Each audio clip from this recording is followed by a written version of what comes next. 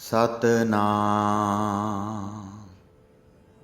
ਸ਼੍ਰੀ ਵਾਹਿਗੁਰੂ ਸਾਹਿਬ JIO. ਪਰਮ ਸਨਮਾਨਿਓ ਗੁਰੂ ਰੂਪ ਗੁਰੂ ਖਾਲਸਾ ਸਾਧ ਸੰਗਤ ਜੀ, ਵਾਹਿਗੁਰੂ ਜੀ ਕਾ ਖਾਲਸਾ ਵਾਹਿਗੁਰੂ ਜੀ ਕੀ ਫਤਿਹ।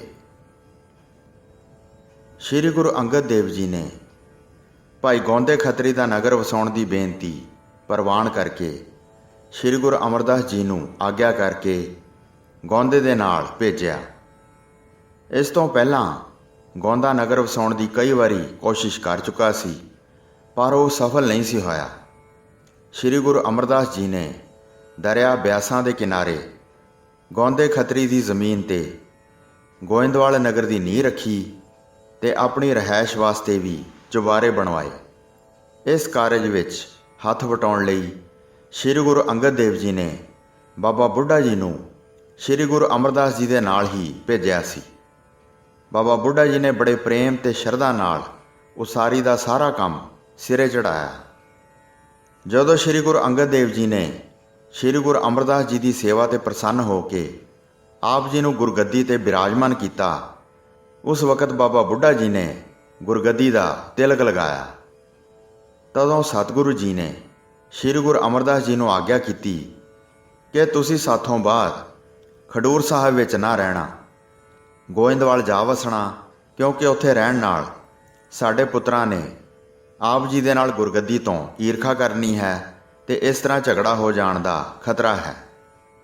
ਇਹ ਬਚਨ ਕਰਕੇ ਸ਼੍ਰੀ ਗੁਰੂ ਅੰਗਦ ਦੇਵ ਜੀ ਖਡੂਰ ਸਾਹਿਬ ਵਿੱਚ ਜੋਤੀ ਜੋਤ ਸਮਾ ਗਏ ਤੇ ਸ਼੍ਰੀ ਗੁਰੂ ਅਮਰਦਾਸ ਜੀ ਸਤਿਗੁਰੂ ਜੀ ਦੀ ਆਗਿਆ ਅਨੁਸਾਰ ਸ਼੍ਰੀ ਗੋਇੰਦਵਾਲ ਸਾਹਿਬ ਚਲੇ ਗਏ। ਇੱਥੇ ਰਹਿ ਕੇ ਆਪ ਨੇ ਆਪਣੇ ਪਿਛਲੇ ਨਗਰ ਬਾਸਰਕੇ ਤੋਂ ਆਪਣੇ ਸਾਰੇ ਪਰਿਵਾਰ ਨੂੰ ਗੋਇੰਦਵਾਲ ਰਹਿਣ ਲਈ ਸੱਦ ਲਿਆ। ਬਾਬਾ ਬੁੱਢਾ ਜੀ ਸਤਿਗੁਰੂ ਜੀ ਤੋਂ ਆਗਿਆ ਲੈ ਕੇ ਕੁਝ ਸਮੇਂ ਲਈ ਆਪਣੇ ਨਗਰ ਚਲੇ ਗਏ। ਗੁਰਗੱਦੀ ਤੇ ਬਿਰਾਜਮਾਨ ਹੋਣ ਤੋਂ ਬਾਅਦ ਸ਼੍ਰੀ ਗੁਰੂ ਅਮਰਦਾਸ ਜੀ ਨੇ ਗੋਇੰਦਵਾਲ ਵਿੱਚ ਗੁਰੂ ਘਰ ਦੀ ਮਰਿਆਦਾ ਆਰੰਭ ਕਰ ਦਿੱਤੀ। ਹਰ ਰੋਜ਼ ਦੋਵੇਂ ਵੇਲੇ ਦੀਵਾਨ ਸਜਦੇ, ਸਿੱਖ ਸੰਗਤਾਂ ਸ਼੍ਰੀ ਗੁਰੂ ਅਮਰਦਾਸ ਜੀ ਦੇ ਦਰਸ਼ਨ ਕਰਨ ਤੇ ਨਾਮ ਦੀ ਦਾਤ ਲੈਣ ਲਈ ਗੋਇੰਦਵਾਲ ਹਜ਼ਾਰਾਂ ਦੀ ਗਿਣਤੀ ਵਿੱਚ ਪੁੱਜਣੀਆਂ ਸ਼ੁਰੂ ਹੋ ਗਈਆਂ।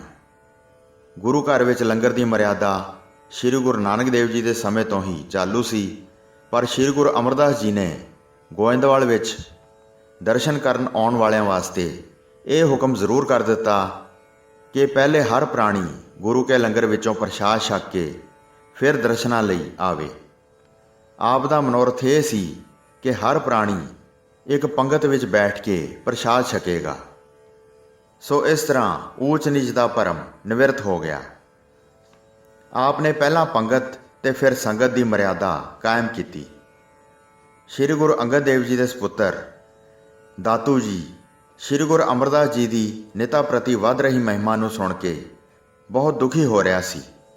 ਉਸਨੇ ਗੁਰੂ ਬਣਨ ਦਾ ਬੜਾ ਯਤਨ ਕੀਤਾ, ਪਰ ਸਿੱਖ ਸੰਗਤਾਂ ਸੱਚ ਤੇ ਕੱਚ ਨੂੰ ਜਾਣਦੀਆਂ ਸਨ, ਜਿਸ ਕਰਕੇ ਭਾਈ ਦਾਤੂ ਦੀ ਗੁਰਗੱਦੀ ਨਾ ਚੱਲ ਸਕੀ।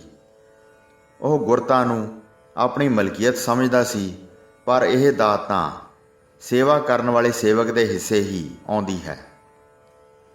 ਦਾਤੂ ਦੇ ਮਨ ਵਿੱਚ ਈਰਖਾ ਦੀ ਅੱਗ ਬੜੀ ਪ੍ਰਚੰਡ ਰੂਪ ਵਿੱਚ ਬਲ ਉੱਠੀ। ਉਸਨੇ ਫੈਸਲਾ ਕੀਤਾ ਕਿ ਇਹ ਗੁਰਗੱਦੀ ਮੇਰੀ ਮਲਕੀਅਤ ਹੈ, ਇਸ ਲਈ ਮੈਂ ਆਪਣੇ ਇੱਕ ਸਧਾਰਨ ਸੇਵਕ ਨੂੰ ਨਹੀਂ ਬੈਠਣ ਦਿਆਂਗਾ। ਇਹ ਇਰਾਦਾ ਧਾਰ ਕੇ ਉਹ ਗੋਇੰਦਵਾਲ ਵੱਲ ਤੁਰ ਪਿਆ। ਅੱਗੇ ਸ਼੍ਰੀ ਗੁਰੂ ਅਮਰਦਾਸ ਜੀ ਦੀਵਾਨ ਸਜਾ ਕੇ ਸਿੱਖ ਸੰਗਤਾਂ ਵਿੱਚ ਬੈਠੇ ਹੋਏ ਸਨ। ਸ਼ਬਦ ਕੀਰਤਨ ਹੋ ਰਿਹਾ ਸੀ। ਭਾਈ ਦਾਤੂ ਦੀਵਾਨ ਵਿੱਚ ਪਹੁੰਚ ਗਿਆ। ਉਹ ਬੜੇ ਕ੍ਰੋਧ ਨਾਲ ਭਖ ਰਿਹਾ ਸੀ। ਲੋਭ ਦੇ ਵਸ ਹੋਏ ਦੀ ਬੁੱਧੀ ਭ੍ਰਿਸ਼ਟ ਹੋ ਗਈ। ਭਾਈ ਦਾਤੂ ਨੇ ਅੱਗੇ ਵੱਧ ਕੇ ਸ਼੍ਰੀ ਗੁਰੂ ਅਮਰਦਾਸ ਜੀ ਨੂੰ ਪਿੱਠ ਵਿੱਚ ਲੱਤ ਮਾਰ ਕੇ ਗੁਰਗੱਦੀ ਤੋਂ ਹੇਠਾਂ ਸੁੱਟ ਦਿੱਤਾ ਤੇ ਕਹਿਣ ਲੱਗਾ ਕਿ ਤੇਰਾ ਇਸ ਗੱਦੀ ਤੇ ਬਹਿਣ ਦਾ ਕੋਈ ਹੱਕ ਨਹੀਂ। ਤੂੰ ਸੇਵਕ ਹੋ ਕੇ ਮਾਲਕ ਕਿਵੇਂ ਬਣ ਸਕਦਾ ਹੈ? ਤੂੰ ਹੁਣ ਇੱਥੋਂ ਨਿਕਲ ਜਾ, ਇਹ ਸਭ ਕੁਝ ਮੇਰਾ ਹੈ। ਸ਼ਾਂਤੀ ਸਰੂਪ ਸ਼੍ਰੀ ਗੁਰੂ ਅਮਰਦਾਸ ਜੀ ਉੱਠੇ ਤੇ ਹੱਥ ਜੋੜ ਕੇ ਕਹਿਣ ਲੱਗੇ, ਤੁਸਾਂ ਆਪ ਆਉਣ ਦੀ ਖੇਚਲ ਕਿਉਂ ਕੀਤੀ? ਮੈਨੂੰ ਕਿਸੇ ਸੇਵਕ ਹੱਥ ਸੁਨੇਹਾ ਭੇਜ ਦਿੰਦੇ ਤਾਂ ਮੈਂ ਆਪ ਹੀ ਚਲੇ ਜਾਣਾ ਸੀ। ਇਹ ਕਹਿ ਕੇ ਸਤਿਗੁਰੂ ਜੀ ਭਾਈ ਦਾਤੂ ਦੀ ਲੱਤ ਘੁੱਟਣ ਲੱਗ ਪਏ ਤੇ ਕਹਿਣ ਲੱਗੇ ਕਿ ਮੇਰਾ ਸਰੀਰ ਬਿਰਧ ਹੋਣ ਕਰਕੇ ਕਰੜਾ ਹੈ।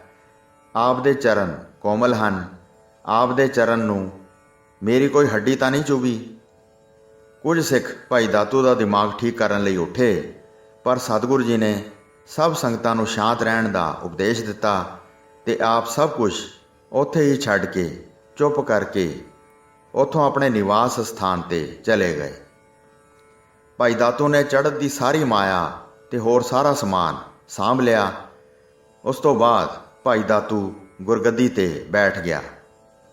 ਸ੍ਰੀ ਗੁਰੂ ਅਮਰਦਾਸ ਜੀ ਅੱਧੀ ਰਾਤ ਨੂੰ ਬਿਨਾਂ ਕਿਸੇ ਨੂੰ ਦੱਸੇ ਤੋਂ ਗੋਇੰਦਵਾਲ ਤੋਂ ਚੱਲ ਕੇ ਆਪਣੇ ਨਗਰ ਬਾਸਰ ਕੇ ਪਹੁੰਚ ਗਏ। ਨਗਰ ਤੋਂ ਬਾਹਰ-ਵਾਰ ਇੱਕ ਕੋਠੇ ਵਿੱਚ ਬੈਠ ਕੇ ਬੂਹਾ ਬੰਦ ਕਰ ਲਿਆ। ਬਾਹਰ ਕੰਧ ਤੇ ਇਹ ਬਚਨ ਲਿਖ ਦਿੱਤੇ, ਜਿਹੜਾ ਆਦਮੀ ਇਸ ਬੂਹੇ ਨੂੰ ਖੋਲ੍ਹੇਗਾ ਉਹ ਗੁਰੂ ਦਾ ਦੇਣਦਾਰ ਹੋਵੇਗਾ। ਉਹ ਨਾ ਸਾਡਾ ਸਿੱਖ ਤੇ ਨਾ ਅਸੀਂ ਉਸ ਦੇ ਗੁਰੂ ਹੋਵਾਂਗੇ। ਇਹ ਕਰੜਾ ਬਚਨ ਲਿਖ ਕੇ ਸਤਿਗੁਰੂ ਜੀ ਕੋਠੇ ਅੰਦਰ ਅਖੰਡ ਸਮਾਧੀ ਲਾ ਕੇ ਅਕਾਲ ਪੁਰਖ ਦੇ ਸਿਮਰਨ ਵਿੱਚ ਲੀਨ ਹੋ ਗਏ। ਪਿੱਛੇ ਗੋਇੰਦਵਾਲ ਵਿੱਚ ਭਾਈ ਦਾਤੂ ਦੀ ਬਹੁਤ ਬੁਰੀ ਦਸ਼ਾ ਹੋਈ। ਸਭ ਸੰਗਤਾਂ ਉਸ ਨੂੰ ਛੱਡ ਕੇ ਆਪੋ ਆਪਣੇ ਟਿਕਾਣਿਆਂ ਨੂੰ ਚਲੀਆਂ ਗਈਆਂ। ਕਿਸੇ ਸਿੱਖ ਨੇ ਉਸ ਨੂੰ ਗੁਰੂ ਨਾ ਮੰਨਿਆ। ਅਖੀਰ ਮਾਯੂਸ ਹੋ ਕੇ ਉਹ ਗੁਰੂ ਦਰਬਾਰ ਵਿੱਚੋਂ ਜਿੰਨੀ ਕੁ ਮਾਇਆ ਉਸ ਦੇ ਹੱਥ ਲੱਗੀ ਸੀ ਉਸ ਨੂੰ ਲੈ ਕੇ ਉਹ ਖਡੂਰ ਵੱਲ ਤੁਰ ਪਿਆ। ਰਸਤੇ ਵਿੱਚ ਉਸ ਨੂੰ ਚੋਰਾਂ ਨੇ ਆ ਘੇਰਿਆ ਤੇ ਮਾਰ ਕੁਟਾਈ ਕਰਕੇ ਉਸ ਤੋਂ ਸਾਰੀ ਮਾਇਆ ਤੇ ਸਾਰਾ ਸਮਾਨ ਖੋਹ ਲਿਆ। ਚੋਰਾਂ ਦੀ ਮਾਰ ਨਾਲ ਉਸ ਦੀ ਲੱਤ ਟੁੱਟ ਗਈ। ਉਸ ਦੀ ਇਹ ਟੁੱਟੀ ਲੱਤ ਸਾਰੀ ਉਮਰ ਠੀਕ ਨਾ ਹੋਈ ਤੇ ਉਸਨੇ ਇਸੇ ਦੁੱਖ ਵਿੱਚ ਹੀ ਸਾਰੀ ਉਮਰ ਬਿਤਾਈ। ਇਸ ਘਟਨਾ ਤੋਂ ਅਗਲੇ ਦਿਨ ਦੀਵਾਨ ਅਸਥਾਨ ਤੇ ਅੰਮ੍ਰਿਤ ਵੇਲੇ ਦਾ ਦੀਵਾਨ ਸਜਿਆ। ਸਤਿਗੁਰੂ ਜੀ ਦਾ ਸਿੰਘਾਸਨ ਸਜਾਇਆ ਗਿਆ। ਰਬਾਬੀਆਂ ਨੇ ਗੁਰੂ ਕੇ ਸ਼ਬਦ ਤੇ ਆਸਾ ਦੀ ਵਾਰ ਆਰੰਭ ਕਰ ਦਿੱਤੀ। ਨਿਯਤ ਸਮੇਂ ਸਤਿਗੁਰੂ ਜੀ ਦੀਵਾਨ ਵਿੱਚ ਨਾ ਆਏ ਤਾਂ ਸੰਗਤਾਂ ਨੂੰ ਬੜਾ ਫਿਕਰ ਹੋਇਆ। ਕੁਝ ਸਿੱਖ ਚੁਬਾਰੇ ਸਾਹਿਬ ਸਤਿਗੁਰੂ ਜੀ ਦਾ ਪਤਾ ਲੈਣ ਲਈ ਗਏ, ਪਰ ਸਤਿਗੁਰੂ ਜੀ ਉੱਥੇ ਨਾ ਮਿਲੇ। ਉਸ ਤੋਂ ਬਾਅਦ ਸੰਗਤਾਂ ਬਹੁਤ ਬੇਚੈਨ ਹੋ ਗਈਆਂ। ਕਿਸੇ ਨੂੰ ਕੋਈ ਪਤਾ ਨਹੀਂ ਸੀ ਕਿ ਸਤਿਗੁਰੂ ਜੀ ਰਾਤ ਨੂੰ ਕਿਸ ਸਮੇਂ ਤੇ ਕਿੱਧਰ ਚਲੇ ਗਏ।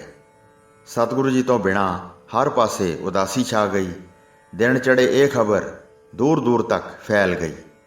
ਕੁਝ ਸਿੱਖ ਬਾਬਾ ਬੁੱਢਾ ਜੀ ਦੇ ਨਗਰ ਵੱਲ ਚਲੇ ਗਏ। ਉਹਨਾਂ ਨੇ ਬਾਬਾ ਬੁੱਢਾ ਜੀ ਨੂੰ ਪਿਛਲੇ ਦਿਨ ਵਾਲੀ ਭਾਈ ਦਾਤੂ ਦੀ ਕੀਤੀ ਕਰਤੂਤ ਦੱਸੀ ਤੇ ਕਿਹਾ ਕਿ ਸਤਿਗੁਰੂ ਜੀ ਚੁੱਪ ਚਪੀਤੇ ਪਤਾ ਨਹੀਂ ਕਿੱਧਰ ਚਲੇ ਗਏ ਹਨ। ਸੰਗਤਾਂ ਬਹੁਤ ਉਦਾਸ ਹਨ। ਸਤਿਗੁਰੂ ਜੀ ਨੂੰ ਲੱਭਣ ਦਾ ਕਾਰਜ ਆਪ ਤੋਂ ਬਿਨਾਂ ਕੋਈ ਨਹੀਂ ਕਰ ਸਕਦਾ। ਸੰਗਤਾਂ ਤੇ ਇਹ ਪਰਉਪਕਾਰ ਤੁਸੀਂ ਹੀ ਕਰੋ। ਸਿੱਖਾਂ ਦੀ ਬੇਨਤੀ ਸੁਣ ਕੇ ਬਾਬਾ ਬੁੱਢਾ ਜੀ ਨੇ ਇੱਕ ਘੋੜੀ ਤੱਕ ਅੰਤਰ ਧਿਆਨ ਹੋ ਕੇ ਵੇਖਿਆ ਕਿ ਸਤਿਗੁਰੂ ਜੀ ਬਾਸਰ ਕੇ ਇੱਕ ਕੋਠੇ ਵਿੱਚ ਸਮਾਧੀ ਲਾਈ ਬੈਠੇ ਹਨ। ਫਿਰ ਆਪ ਜੀ ਨੇ ਵਿਚਾਰਿਆ ਕਿ ਜੇ ਇਸ ਤਰ੍ਹਾਂ ਹੀ ਸੰਗਤ ਨੂੰ ਦੱਸ ਦਿੱਤਾ ਤਾਂ ਕਰਾਮਾਤ ਪ੍ਰਗਟ ਹੋ ਜਾਏਗੀ। ਇਹ ਚੰਗੀ ਗੱਲ ਨਹੀਂ। ਇਸ ਵਾਸਤੇ ਗੁਰੂ ਜੀ ਦੇ ਦਰਸ਼ਨ ਵਾਸਤੇ ਕੋਈ ਹੋਰ ਢੰਗ ਵਰਤਣਾ ਚਾਹੀਦਾ ਹੈ। ਸੋ ਬਾਬਾ ਬੁੱਢਾ ਜੀ ਨੇ ਸਿੱਖ ਸੰਗਤਾਂ ਨੂੰ ਕਿਹਾ ਕਿ ਗੁਰੂ ਜੀ ਦੀ ਸਵਾਰੀ ਵਾਲੀ ਘੋੜੀ ਨੂੰ ਅੱਗੇ ਲਾ ਕੇ ਉਸ ਦੇ ਪਿੱਛੇ ਤੁਰ ਪਵੋ। ਘੋੜੀ ਗੁਰੂ ਜੀ ਦਾ ਖੋਜ ਦੱਸ ਕੇ ਤੁਹਾਨੂੰ ਉਹਨਾਂ ਦੇ ਪਾਸ ਲੈ ਜਾਏਗੀ। ਮੈਂ ਵੀ ਤੁਹਾਡੇ ਨਾਲ ਹੀ ਚੱਲਦਾ ਹਾਂ। ਸੰਗਤ ਨੇ ਬਾਬਾ ਜੀ ਦੀ ਆਗਿਆ ਅਨੁਸਾਰ ਗੁਰੂ ਜੀ ਦੀ ਘੋੜੀ ਨੂੰ ਪਹਿਲਾਂ ਇਸ਼ਨਾਨ ਕਰਾਇਆ, ਫਿਰ ਸ਼ਿੰਗਾਰ ਲਾ ਕੇ ਧੂਪ ਦੀਪ ਜਗਾ ਕੇ ਚੰਦਨ ਛਿੜਕਿਆ ਤੇ ਫੁੱਲਾਂ ਦੇ ਹਾਰ ਗਲ ਵਿੱਚ ਪਾ ਕੇ ਉੱਪਰ ਬੜਾ ਸੁੰਦਰ ਜ਼ੀਨ ਪਾਇਆ ਤੇ ਉਸ ਨੂੰ ਛੱਡ ਦਿੱਤਾ। ਅੱਗੇ ਅੱਗੇ ਘੋੜੀ ਤੇ ਪਿੱਛੇ ਪਿੱਛੇ ਸੰਗਤ ਤੁਰ ਪਈ। ਤੁਰਦੀ ਤੁਰਦੀ ਘੋੜੀ ਬਾਸਰ ਕੇ ਪਿੰਡ ਜਾ ਪਹੁੰਚੀ ਤੇ ਸਤਿਗੁਰੂ ਜੀ ਦੇ ਕੋਠੇ ਅੱਗੇ ਜਾ ਖੜੋਤੀ ਅਤੇ ਬਹੁਤ ਉੱਚੀ ਹੈਣਕੀ।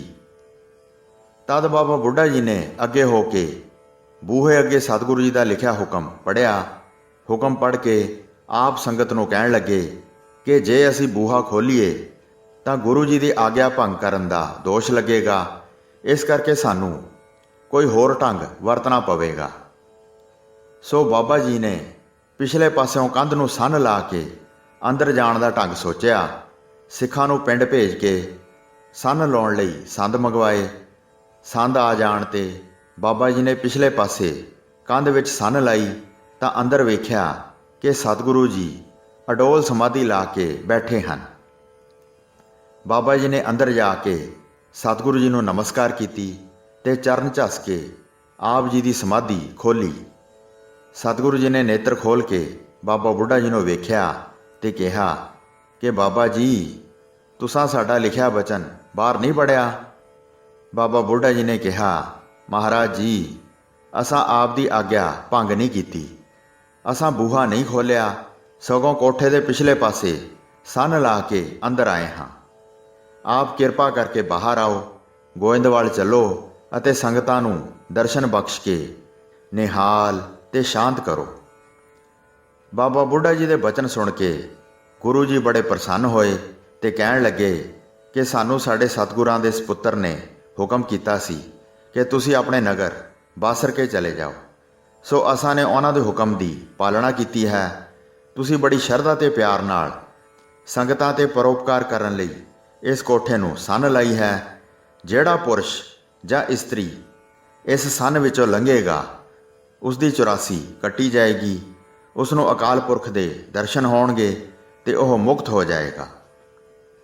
ਇਹ ਬਚਨ ਕਰਕੇ ਸਤਿਗੁਰੂ ਜੀ ਸੰਗਤਾਂ ਦੀ ਬੇਨਤੀ ਪ੍ਰਵਾਨ ਕਰਕੇ ਕੋਠੇ ਤੋਂ ਬਾਹਰ ਆ ਗਏ ਤੇ ਘੋੜੀ ਤੇ ਸਵਾਰ ਹੋ ਕੇ ਗੋਇੰਦਵਾਲ ਨੂੰ ਚੱਲ ਪਏ। ਪਹਿਰ ਰਾਤ ਗਈ। ਆਪ ਜੀ ਨੇ ਗੋਇੰਦਵਾਲ ਪਹੁੰਚ ਕੇ ਵਿਸ਼ਰਾਮ ਕੀਤਾ। ਦੂਸਰੇ ਦਿਨ ਅੰਮ੍ਰਿਤ ਵੇਲੇ ਆਪ ਜੀ ਦੀਵਾਨ ਵਿੱਚ ਆ ਕੇ ਸੁਸ਼ੋਭਿਤ ਹੋਏ। ਸੰਗਤਾਂ ਆਪ ਜੀ ਦੇ ਦਰਸ਼ਨ ਕਰਕੇ ਬੜੀਆਂ ਪ੍ਰਸੰਨ ਹੋਈਆਂ ਤੇ ਬਹੁਤ ਸਾਰੀਆਂ ਭੇਟਾਵਾਂ ਲੈ ਕੇ ਹਾਜ਼ਰ ਹੋਈਆਂ।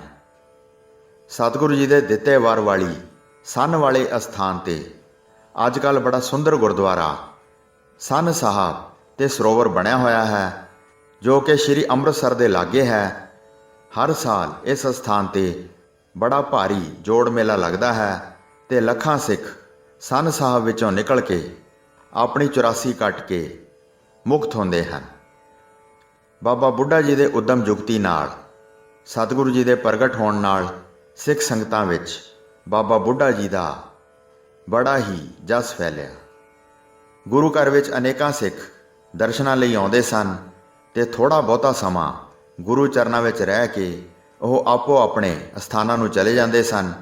ਪੱਕੇ ਤੌਰ ਤੇ ਕੋਈ ਵਿਰਲਾ ਸਿੱਖ ਹੀ ਰਹਿੰਦਾ ਸੀ।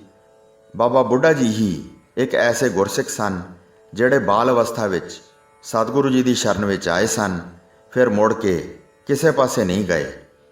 ਹਰ ਸਮੇਂ ਗੁਰੂ ਮਹਾਰਾਜ ਤੇ ਸਿੱਖ ਸੰਗਤਾਂ ਦੀ ਸੇਵਾ ਵਿੱਚ ਜੁਟੇ ਰਹਿੰਦੇ ਸਨ। ਹੁਣ ਆਪ ਤੀਜੇ ਪਾਤਸ਼ਾਹ ਸ੍ਰੀ ਗੁਰੂ ਅਮਰਦਾਸ ਜੀ ਦੇ ਦਰਬਾਰ ਦੀ ਸੇਵਾ ਕਰ ਰਹੇ ਹਨ। ਇਸ ਸਮੇਂ ਬਾਬਾ ਜੀ ਦੀ ਆਯੂ 60 ਵਰਸ ਦੀ ਹੋ ਚੁੱਕੀ ਸੀ। ਸ੍ਰੀ ਗੁਰੂ ਅਮਰਦਾਸ ਜੀ ਦੀ ਆਯੂ 100 ਸਾਲ ਦੇ ਲਗਭਗ ਹੋ ਚੁੱਕੀ ਸੀ। ਹੋਈਆਂ ਭੁੱਲਾਂ ਚੁੱਕਾਂ ਦੀ ਖਿਮਾ ਬਖਸ਼ਣੀ ਜੀ। ਦਾਸ ਨੂੰ ਆਗਿਆ ਦਿਓ। ਵਾਹਿਗੁਰੂ ਜੀ ਕਾ ਖਾਲਸਾ, ਵਾਹਿਗੁਰੂ ਜੀ ਕੀ ਫਤਿਹ।